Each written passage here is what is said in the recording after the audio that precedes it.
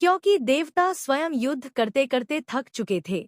तब देवराज इंद्र स्वयं राजा मुचुकुंद के पास आए और उनसे सहायता मांगी। इंद्र ने कहा कि स्वर्गलोक संकट में है, देवता कमजोर पड़ रहे हैं और असुरों को रोकने के लिए एक महान योद्धा की जरूरत है।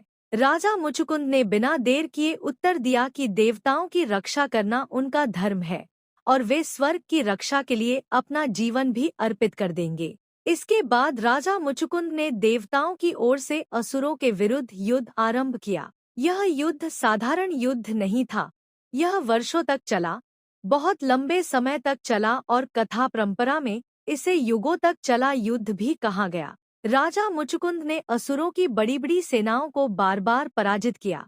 उनकी तलवार और पराक्रम से असुरों के रथ टूट जाते, उनके योद्धा भाग जाते और उनकी सेनाएं भयभीत हो जाती।